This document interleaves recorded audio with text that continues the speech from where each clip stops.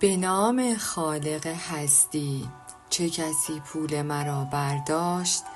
فصل 9، بخش اول.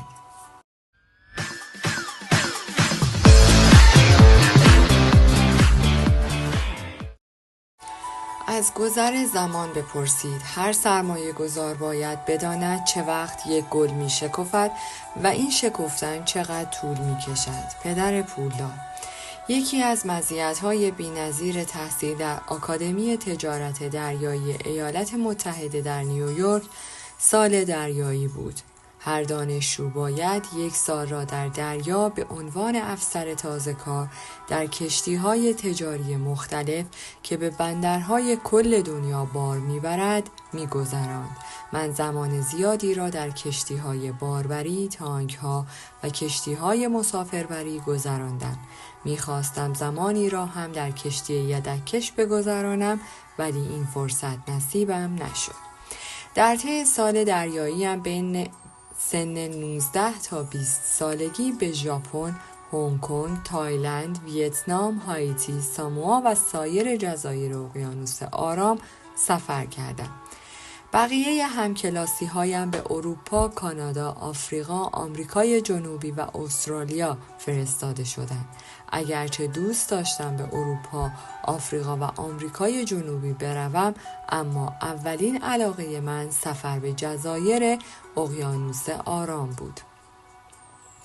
بودن در دریا باعث شد خیلی مطالعه کنم، نه تنها کتاب‌های حرفه‌ای راجع به کشتی به عنوان برنامه آموزشی مرتبط در دریا، بلکه کتاب‌هایی در مورد پول، طلا، اکتشافات بزرگ، سرمایه‌گذاری و معاملات بین‌الملل را خواندم.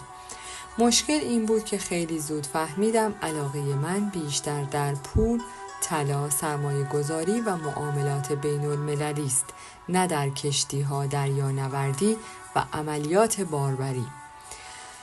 بعد از آموزش سرمایه‌گذاری از پدر پولدار و خواندن کتاب‌های مرتبط به پول و سرمایه‌گذاری، فهمیدم سخت‌تر می‌توانم با همکلاسی‌هایم ارتباط برقرار کنم. یک روز که به دانشگاه نیویورک برگشتم، به همکلاسی‌هایم گفتم چه چیز راجع به دنیای سرمایه‌گذاری یاد گرفتم.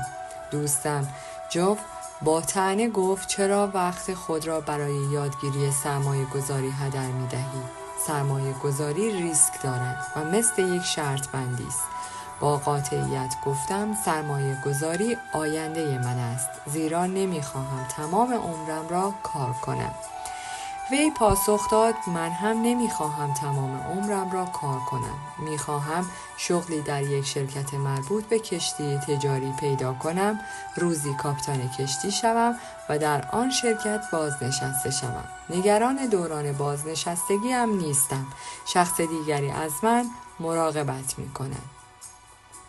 یا 2 نفر از همکلاسی هایم به آنچه در مورد سرمایه گذاری یاد گرفته بودم علاقه داشتند، ولی در بیشتر موارد آنها به آموزش حرفه‌شان بیشتر از آموزش مالی علاقه‌مند بودند. شانس دوباره‌ای وجود ندارد. زمان 4 ساله آموزش من در آکادمی تمام شد. در آن زمان اکثر مردم نگران سرمایه گذاری و بازنشستگیشان نبودند. نسل من هنوز زیر چتر پدر و مادرشان نسل جنگ جهانی دوم زندگی می کند. نسل پدر و مادر من در بیشتر موارد نگران بازنشستگی و سرمایه گذاری نبودند، چون انتظار داشتند شغل از یک شرکت بزرگ یا نمایندگی دولتی به دست می آورد. آنها تأمین اجتماعی و بیمه سلامت داشتند. آنها به عنوان یک نسل اهمیت زیادی به آموزش مالی، سرمایه گذاری و یا سرمایه گذاری سهام ندادند. سیستم آموزشی آن زمان متأثر از رفتار بازنشستگان بود که انتظار داشتند شخص دیگری مسئولیت آنها را بر عهده گیرد. خیلی از مدارس امروز هم از آن رفتار قدیمی در برابر پول تأثیر گرفتند. در سال 1960-1970 در ذهن جوانان گروه بیتل ها، باب دیلان، جنگ ویتنام، اعتراض دانشگاه و استعفای رئیس جمهور نیکسون بود، نه سرمایه گذاری و بازنشستگی. ما به عنوان یک نسل دانش کمی داشتیم، در حالی که پیش روی ما ضعیف‌ترین دوره اقتصادی در تاریخ قرار داشت. در سال 1971 وقتی رئیس جمهور نیکسون ایالات متحده را از استاندارد طلا خارج کرد، به این معنی بود که می توانستند دلار آمریکا را چاپ کنند. دلیل انتقال استاندارد از طلا قابل توجه است، زیرا قبل از تغییر دلار دارای پشتوانه نقره یا طلا بود. امروز دلار ایالات متحده توسط وام و پرداخت مالیات برای پرداخت این وام پشتوانه می شود که قابل توجه و رو به رشد است. بزرگترین تغییر در طی سالهای 1960 تا 1970 رئیس جمهور نیکسون تلاش کرد تا درهای کشور را به روی چین باز کند. اگرچه با این تلاش اتفاقات خوبی افتاد، ولی میلیون ها نفر شغلشان را از دست دادند و کارگران چینی جای آنها را گرفتند. اگرچه معامله با چینی ها را حمایت می کنم، اما نگران مشاغل تولیدی گرانی هستم که از دست می دهیم. در طی سالهای 1960 وقتی برخی از همکلاسی هایم می گفتند علاقه‌ای به سرمایه گذاری ندارند، هنوز این تغییرات مالی رخ نداده بود و تأثیر این تغییرات برای سالها هنوز حس نشده بود. سپس در 11 نوامبر 2001 وزرای بازرگانی از سراسر دنیا به طور رسمی ورود چین به سازمان تجارت جهانی WTO را بعد از 15 سال مذاکره قبول کردند. بازاری بالغ بر 3.1 میلیارد نفر وارد سیستم تجارت جهانی شدند. یک تغییر بزرگ در سال 1974 رئیس جمهور جرالد فورد قانون اریسیا را امضا کرد. امنیت حقوق بازنشستگی کارمندان. این قانون بعداً منجر به برنامه کا 401 و سایر برنامه‌های بازنشستگی شد و شتاب مالی را تغییر داد. اریسا و در پی آن اصلاحات بازنشستگی نمادین بودند، چون این قانون کارمندان را در سراسر آمریکا و جهان به این نتیجه می‌رساند که بعد از اتمام روزهای کاری دیگر نگران مسائل مالی خودشان نباشند. به عبارت دیگر با نگاه به گردش نقدی در میابیم ربع ب اکنون به ربع ای اظهار می‌کند. کارمندان شما باید در ربع آی سرمایه گذار شوند. این تغییر در حقوق بازنشستگی تأثیرات بلند مدتی روی همه ما در دهه آینده خواهد داشت. مشکل بزرگتر از تصور شماست. در پاییز سال 2002 کتاب پیشگویی پدر پولدار را چاپ کردم. کتابی که نقدهای منفی زیادی را در مطبوعات داشت. این مطبوعات برای وال استریت کار می‌کردند. اگرچه انتظار این انتقادات را داشتم، اما از اینکه شاهد تلاش مستقیم این روزنامه‌نگاران برای تحریف حقیقت و دروغ گفتن به منظور بی‌اعتبار کردن من و پیام این کتاب بودم، خیلی مایوس و ناراحت شدم. جالب اینجاست که کتاب پیشگویی پدر پولدار اگرچه در بیشتر بخش‌ها دقیق است، اما دارای چند مورد غلط هم هست، زیرا تازه فهمیدم این مشکل چقدر جدی است و هرچه زمان می‌گذرد و حقیقت بیشتر معلوم می‌شود، می‌فهمم مشکل خیلی بزرگتر از تصور من است. کتاب پیشگویی پدر پولدار مربوط به تغییر از تعریف منفعت برنامه حقوق بازنشستگی دیبی به تعریف شرکت در برنامه حقوق بازنشستگی دیسی است. برای کسانی که کتاب را نخوانده اند، برنامه دیبی برنامه حقوق بازنشستگی نزد پدر و مادر من است نسل جنگ جهانی دوم. در این کتاب به سادگی بیان شده است که برنامه حقوق بازنشستگی دیبی به کارمندان این اطمینان را می‌دهد که مقداری دلار ثابت در حقوق بازنشستگی آنها تا وقتی زنده‌اند وجود دارد.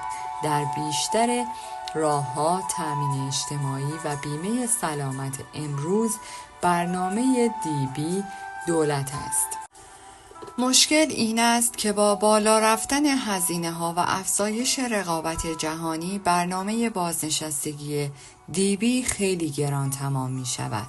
بنابراین در سال 1974 ربع ب یا همان تجارت دولت آمریکا را تشویق کرد تا قانون اریسا را تصویب کند که انتقال برنامه‌های دیبی به برنامه‌های تعریف شده مشارکتی، یعنی برنامه‌هایی که کارمندان خود مسئول بازنشستگیشان هستند را شروع می‌کرد. برنامه بازنشستگی دیسی.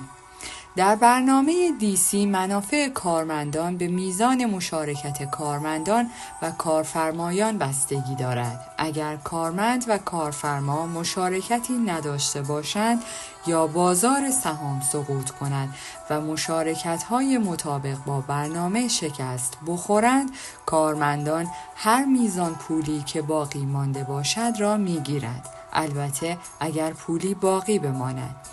اگر کارمندان در سن 92 سالگی از پول دادن دست بردارد، این مشکل کارفرما نیست، اما در برنامه بازنشستگی دیبی برای این موضوع راه حلی وجود داشت. یک تفاوت مهم دیگر بین برنامه دیبی و دیسی وجود دارد.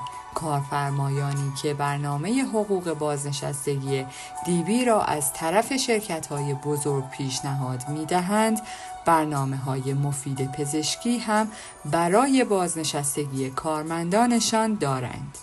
ولی برنامه دیسی این امکان را دارا نیست. اگر نگران بالا رفتن هزینه‌های پزشکی و سلامت هستید، می‌فهمید چقدر این تغییر قانون 1974 سنگ زیر چرخ است. بنابراین امروز کارمندان سراسر دنیا این برنامه بازنشستگی دیسی جدید را دارند که باعث می شود پول از بین برود و مسئولیت پزشکی و سلامت بازنشستگان بر عهده کسانی است که آنها را می شناسید، یعنی پرداخت کنندگان مالیات. چرا بازار سهام سقوط می کند؟ کتاب پیشگویی پدر پولدار در مورد این است که تغییر قانون سال 1974 چطور باعث بزرگترین سقوط بازار سهام تاریخ می شود. دلیل سقوط بازار سهام این است که در سراسر جهان میلیون ها نفر هستند که همزمان بازنشسته می شوند. بنابراین نیازی نیست دانشمند سازمان فضایی باشید تا بفهمید اگر این مردم پولشان را از بازار بیرون بکشند باعث سقوط آن می شوند. تنها در آمریکا حدود 83 میلیون از نسل دوم بعد از جنگ وجود دارد. یک گروه مسن که در سال 2012 بازنشسته می شوند. البته همه این 83 میلیون نفر در بازار سهام پول ندارند. بالاتر از همه اینکه در قانون کاستی وجود دارد که بعداً باعث به وجود آمدن برنامه کا 401 شد. قانون میگوید وقتی شخصی با برنامه کا 401 به میانه سن 70 سالگی میرسد باید پولش را خارج کند. چرا؟ چون دپارتمان مالیات IRS میخواهد مالیات هایی پرداخت شود که در تمام روزهای کاری این کارمندان به تعویق افتاده بود. در سال 2016 اولین نسل دوم بعد از جنگ به میانه سن 70 سالگی میرسند. این زمان تقریبی پایین آمدن اعتبار است که منجر به بزرگترین سقوط بازار سهام تاریخ خواهد شد. کتاب پیشگویی به معنی کتابی در مورد سرنوشت تاریکی نیست، بلکه کتابی درباره سرنوشت پیشرفت عظیم و سریع است. نیمه دوم کتاب راجع به سرمایه گذاری‌های متفاوت است که می‌تواند جای بازار سهام را بگیرد. اکنون می‌بینید چرا مؤسسات مالی روزنامه نگارانی دارند که بهترین تلاششان را برای بی‌اعتبار کردن من و کتابم انجام می‌دهند. من در اشتباه بودم. کتاب پیشگویی پدر پولدار در سال 2000 و 2001 نوشته شد. در کتاب من فرض کردم برنامه حقوق بازنشستگی دیبی برای کارمندان امن‌تر و بهتر است. در سال 2003 اخبار شروع به اعلام کاستی آن برنامه کرد. برنامه‌ای در زمان پدر و مادرم که در وضع اقتصادی بدی بودند. در کتاب پیشگویی میگویم آینده کارمندان با برنامه بازنشستگی دیبی بهتر از آینده کارمندان با برنامه بازنشستگی دیسی می باشد. چقدر اشتباه می کردم. خیلی از افراد با برنامه بازنشستگی دیبی در شرایط مالی وحشتناکی به سر می برند و این را نمی دانند. چرا کارمندان این را نمی دانند؟ چون هیچ کس شرایط برنامه بازنشستگی را برای کارمندان فاش نمی کرد، حتی اگر آنها این پرسش را مطرح می کردند. چه چیز برای صنایع جنرال موتورز بهتر است؟ یک مثل قدیمی در آمریکاست که میگوید هرچه برای جنرال موتورز خوب باشد برای کشور هم خوب است. خب جنرال موتورز برای مدت طولانی مشکل داشت. چرا در مشکل قرار داشت؟ فقط جواب دو کلمه است: حقوق بازنشستگی. بنابراین آیا درست است بگوییم هرچه برای جنرال موتور خوب است برای کشور هم خوب خواهد بود؟ آیا اکنون زمان کم کردن حقوق بازنشستگی است یا زمان گرفتن وام بیشتر برای پرداخت این حقوق؟ هم جنرال موتورز و هم دولت ایالات متحده در یک زمان با این مشکل روبرو شدند. پیرمرد پیش می رود. در اواخر دهه 1960 بیشتر همکلاسی‌های من نگران سرمایه گذاری نبودند، چون بیشتر آنها باهوش بودند و می دانستند مشاغل با حقوق بالا پیدا می کنند. مشکل این است که زمان عوض شده و قوانین کارمندی تغییر کرده است. همان گونه که می دانید رئیس جمهور فورد قانون اریسا را در سال 1974 5 سال بعد از فارغ التحصیل شدن من تصویب کرد. از آن زمان تغییرات مالی که به نسل دوم بعد از جنگ و نسل‌های بعد از آن ضربه زد خیلی عظیم بود. دلیل نامگذاری این فصل به عنوان از گذر زمان بپرسید این است که زمان پیش می رود. من نگران این هستم که چقدر از همکلاسی هایم و نسل من با زمان پیش رفتند. نگران این هستم که چند نفر منتظر رشد بازار سهام می باشند تا برنامه کا 401 را برای دوران بازنشستگی بپرورانند. من نگران این هستم که چند نفر برای شرکت‌های بزرگی که برنامه حقوق بازنشستگی دیبی را دارند کار می‌کنند، زیرا در مشکل مالی قرار خواهند گرفت ولی خودشان نمی‌دانند. خدا نگهدار حقوق بازنشستگی. همانطور که قبلا گفتم نمیدانم مردم چقدر متوجه مشکلی که در کتاب پیشگویی پدر پولدار مطرح کردم شده اند. حتی نمیدانم این کتاب چقدر روی برنامه‌های حقوق بازنشستگی اهم از دیبی و دیسی تأثیر گذاشته است. در 17 مارس سال 2003 مجله فورچون مقاله‌ای تحت عنوان خدا نگهدار حقوق بازنشستگی منتشر کرد. عنوان فرعی مقاله این بود: خیلی زود صدها شرکت حقوق بازنشستگی را نصف می‌کنند. این مقاله برای پتانسیل نهایی انتقال برنامه بازنشستگی دیبی مهم بود. مقاله به خاطر هزینه‌های بالای برنامه بازنشستگی دیبی نوشت. تعدادی از شرکت‌ها در صدد کم کردن سودها هستند. مقاله از یک عضو کنگره در ایالت ورمونت نقل قول می‌کند. چیزی که می‌بینیم یورش عظیم حقوق بازنشستگی میلیون‌ها کارگر است. این یورش در حال حاضر شروع شده است. مقاله فورچون مثالی از لری کورتون 55 ساله میزند، تکنسین سابق AT&T که حقوق بازنشستگیش از $47,000 به $23,000 در سال رسید. نیازی نیست متفکر ریاضی باشید تا بفهمید 50% از سود او کم شد. پس چه کسی پول لری کورتون را برداشت؟ آیا شرکت برنامه را تغییر داد یا پیرمرد به پیش رفت؟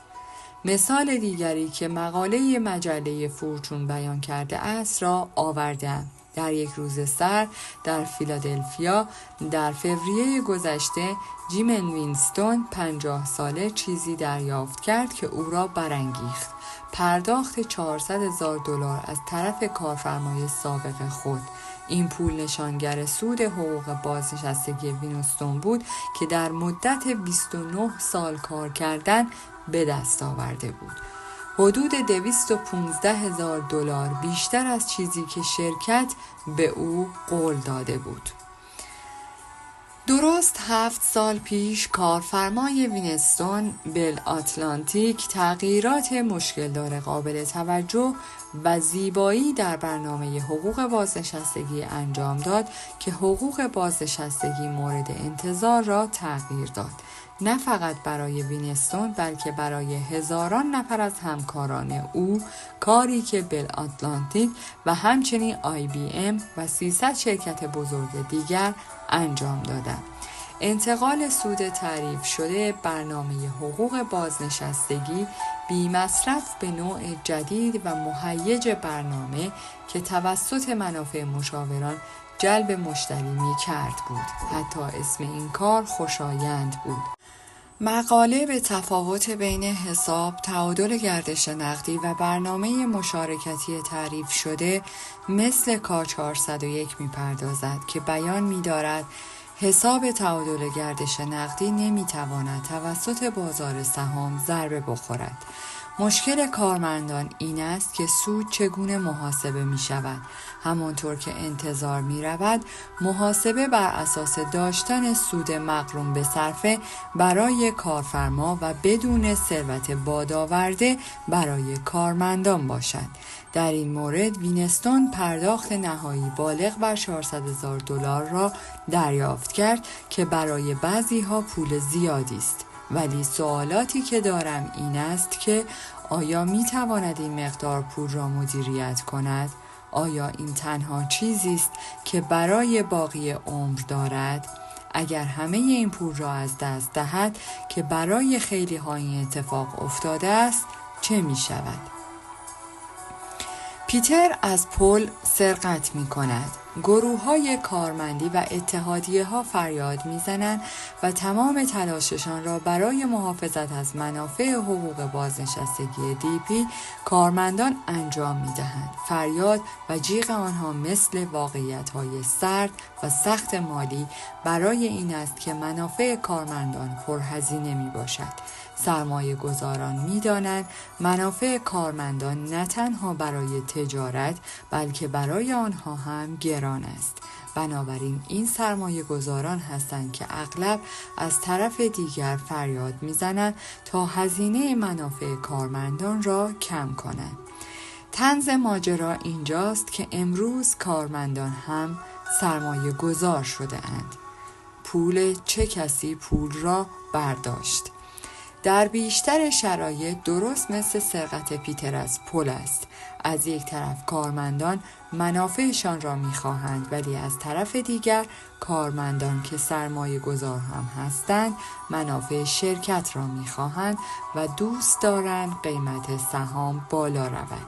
اگر سود شرکت‌ها به خاطر هزینه‌های حقوق بازنشستگی بالا نرود، حقوق بازنشستگی آنها کم می‌شود. پس چه کسی پول کارمندان را برمی‌دارد؟ آیا خود کارمندان بازنشسته که بر علیه کارمندان جدید عمل می‌کنند؟ حقوق بازنشستگی دیبی چقدر گران است؟ مقاله مجله فورچون با این اخطار به اتمام رسید. میلیون‌ها نفر نسل دوم بعد از جنگ خوششانس بودند و هنوز حقوق بازنشستگی آنها به خوبی ادامه دارد. آنچه امروز دارید را بخشش نکنید. چرا کارگران دارای برنامه بازنشستگی دیبی باید نگران باشند؟ لیست زیر بخشی از کمبود در سرمایه‌های برنامه حقوق بازنشستگی دیبی را مشخص می‌کند که بالغ بر میلیاردها دلار از سال 2003 میباشد. وقتی به لیست نگاه می کنید متوجه می شوید چرا وقتی می شنوم کسی می گوید فقط در شرکت های دارای سهام گران قیمت و سودآور سرمایه گذاری می کنم خنده‌ام می گیرد. وقتی به این دسته از شرکت ها مثل جنرال موتورز و فورد نگاه می کنم نگران می شوم که این دو شرکت چند خودرو باید بفروشند تا بتوانند میلیاردها دلار برای کمبود سرمایه در پرداخت حقوق بازنشستگی را تامین کنند. هزینه کارمندان بازنشسته چقدر است؟ مقاله خدا نگهدار حقوق بازنشستگی در فورچون می نویسد این شرکت های دارای سهام گران قیمت و سودآور در حال حاضر در هر سال 111 میلیارد دلار برای 21 میلیون کارمند بازنشسته می‌پردازند. راجع به هزینه سالیانه شرکت برای کارگرانی صحبت می‌کنم که دیگر کار نمی‌کنند. واقعا نمی‌دانم چطور سهام این شرکت‌ها با بالا رفتن تعداد کارگران بازنشسته و رکود بازار سهام رشد می‌کند. یک مشکل جهانی. واضح است خیلی از مردم نمیتوانند بازنشسته شوند. تا میتوانند باید کار کنند. همانطور که جمعیت جهان مسن می شود، سیستم تأمین افراد مسن در کل دنیا بیشتر دچار مشکل می شود. گزارش شده است که به علاوه ژاپن، کشورهای فرانسه و آلمان هم در مواجهه با رشد تعداد بازنشستگان در وضعیت به مراتب بدتری از آمریکا و بریتانیا قرار گرفتند. کارمندان در اروپا به منظور اعتراض به تغییر سیستم حقوق بازنشستگی به خیابان آمدند. چقدر طول می‌کشد تا اعتراض مشابهی در آمریکا و بریتانیا برگزار شود؟ آیا نسل بعد از جنگ در ویتنام که به آن معترض بودند برای اعتراض به اصلاحات حقوق بازنشستگی باز هم به خیابان می‌آیند؟ بردن بازی پول. پدر پولدار اغلب می گفت زندگی بازی زمان و پول است. وقتی در اواخر 20 سالگی دچار مشکل مالی شدم، او برنامه بازی پول خود را با من در میان گذاشت. برای بیشتر مردم سن، کاری بین 20 سالگی تا 65 سالگی تعریف می شود.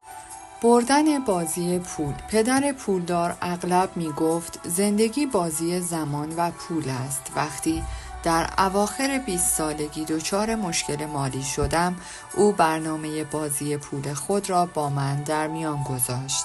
برای بیشتر مردم سن کاری بین 25 سالگی تا 65 سالگی تعریف می شود. به عبارت دیگر، ما برای حدود 40 سال کار می کنیم.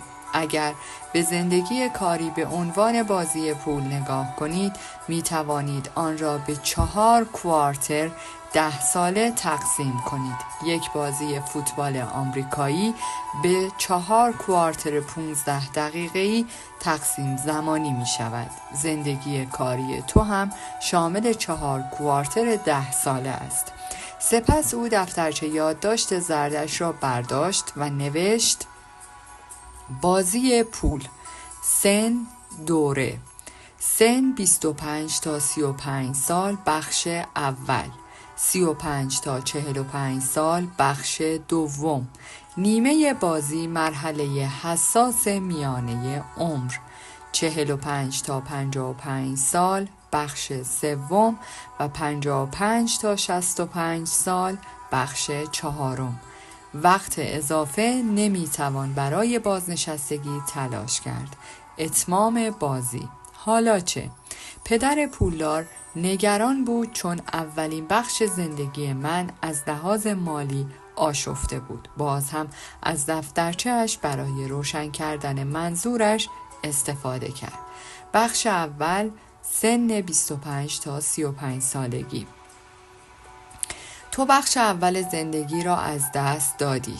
اگر از اشتباهاتت درس نگیری، در تمام زندگیت دچار آشفتگی مالی خواهی شد. چیزی که او گفت حقیقت داشت. در اولین بخش زندگی مالی، اولین تجارتم را از دست دادم. عمیقاً بدهکار بودم و هنوز از نظر تجارت و کار نامرتب و بی‌نظم بودم. یکی از دلایلی که تصمیم گرفتم در سن 35 سالگی هاوایی را ترک کنم این بود که می‌دانستم باید زندگیم را سر و سامان دهم. در سن 25 تا 35 سالگی زندگی من صرف لذت موج سواری، بازی راگبی و تلاش برای پولدار شدن سری شده بود. می‌دانستم باید تغییراتی اعمال کنم. در سال 1984 و در سن 37 سالگی هاوایی را ترک کردم تا همه چیز را از اول شروع کنم. هاوایی را ترک کردم تا شخص جدیدی از خود بسازم.